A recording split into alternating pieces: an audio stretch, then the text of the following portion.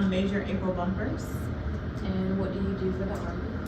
I'm a dentist in the periodontics residency. I'm a senior, so I'll be graduating in June. Okay. And I'll ask you some questions after. So, as far as your next move, but how many years have you served in the military? It will be 10 years in July. Okay. Yes. Okay.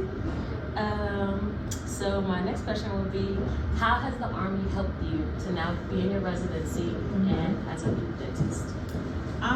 Well, the Army pushes secondary education after dental school. So they encourage us to do residencies or take on some sort of broadening assignments. So they set me up for success by giving me opportunities to deploy, opportunities to be the OIC. I've PCS'd a few different places, so that helped a lot to be able to be mentored by other periodontists before I decided to do this residency. So the opportunities are limitless with Army dentistry. So I know oftentimes it's an issue for many providers to practice at their full potential, whether it's administrative or budgeting and financial restraints. And even patient restraints as far as healthcare goes, their insurance. So how does the Army allow you to provide maximum care for your patients, conduct research, and how does this make you more marketable? Well, the biggest difference is that whatever our patients need with the Army, we just do whatever procedures are best for them. They're not limited by finances at all. They're not limited by time because we only see active duty for the most part. So, their boss just lets them come and get their procedures and then, they go back to work so there's less restrictions. Most of our dental assistants are actually GS or contractors. We do have soldiers, but they do other things within the dental corps. They don't really assist us day to day. So I don't have to worry about hiring or firing or anything like that. I can just come to work and give my patients the best treatment they need. We do use the top of the line products. We do surgeries and everything we order is top of the line. We're not cutting corners, ordering cheap supplies because we don't have an overhead to pay as providers. And I think that's the biggest difference. I think with civilian periodontists or civilian dentists, they have to always consider their overhead, their staff. They have to consider the patient's time, being able to take off from work. And also, of course, the patient's finances. And dental insurance for civilians is not really that great. Like, medical insurance is okay, but dental insurance doesn't really cover a lot.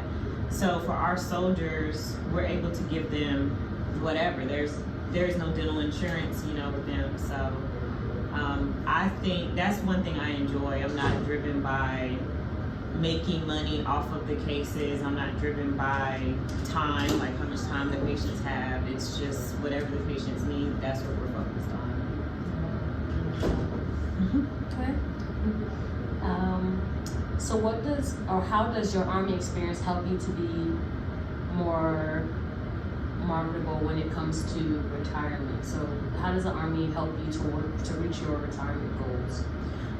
So I think because we have the opportunity to get as much education as we like, so after this residency, I'll have the opportunity to do just endless amount of things to learn how to run a business, to learn how to lead. I've already done the OIC thing of a dental clinic, but just to be able to have that experience. So typically periodontists work in groups. Civilian periodontists, they don't usually just open a practice by themselves, or they don't typically work for someone else.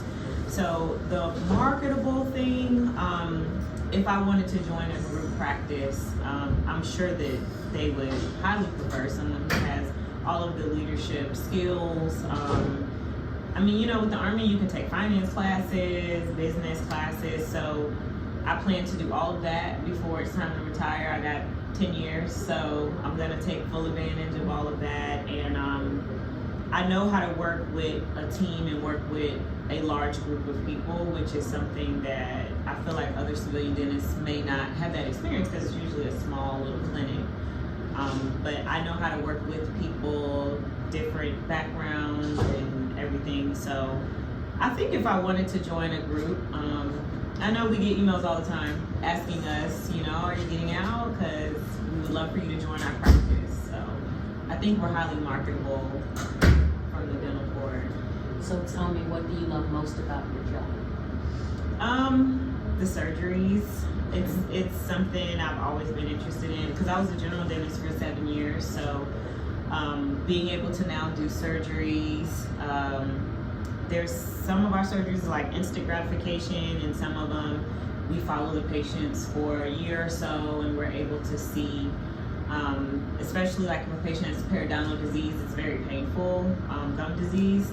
So that's our specialty. I like being able to do some sort of surgery or something to relieve them of their pain. Or our specialty is also big on implants. So a missing tooth, we're able to replace that, especially like a front tooth. We're able to do those type of things. So I think that is what I love the most, is actual patient care.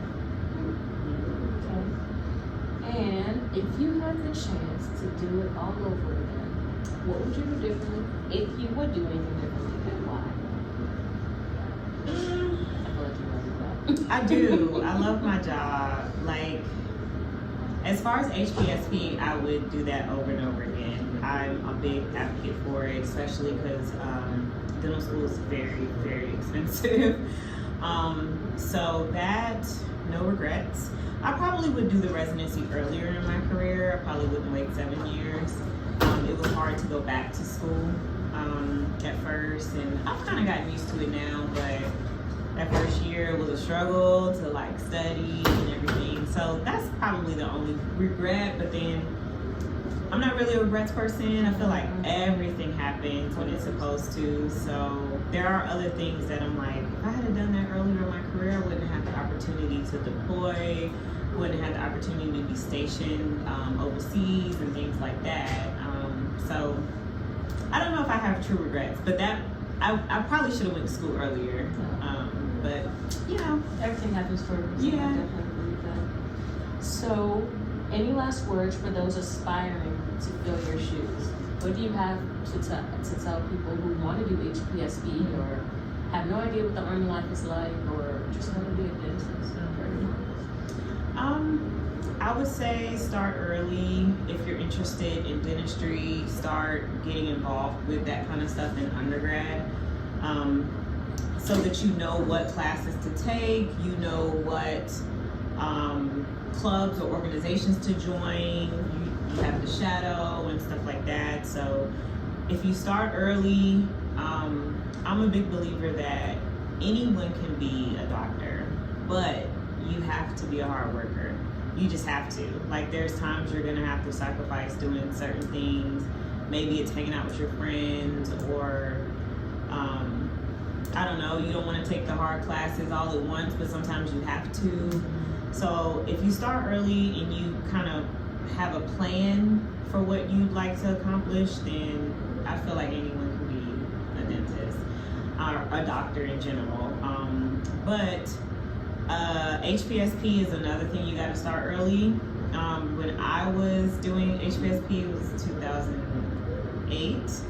And back then it was really easy to get a scholarship, but now it seems like they run out very quickly, and you have to get it like your first year before you start or something like that. So that's another thing. They should kind of have that on their career map or whatever. And then for periodontics, if it's something that anyone's interested in, it is, to me, harder than dental school.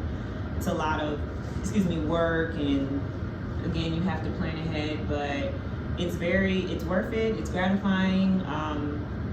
I have a few people that I mentor, and if they do those things, they reach their goals. So, life happens, things can throw you off your path a little bit, but just remain dedicated to whatever your goal is, and you can achieve it. It's the difference between me and maybe someone who wanted to be in this but didn't. It's just I had the audacity to just do it, and it's that easy. I mean, it's not easy, but you know, you just have to have the ambition, the motivation to get out there and just make the sacrifice, dedicate yourself to it, motivate yourself to do it, and it's worth it all in the end. To me, it is. I feel like we're about to have people be like, I got this, I'm about to do this. You got it. You got it. I truly believe that, you know. It's a lot of work, but yeah, it is. And it's a lot of school. It's a long time, but those years are gonna pass anyway, right? So might as well achieve or accomplish something that you feel is your purpose. yeah, exactly. Okay. Well, thank you You're welcome. so much.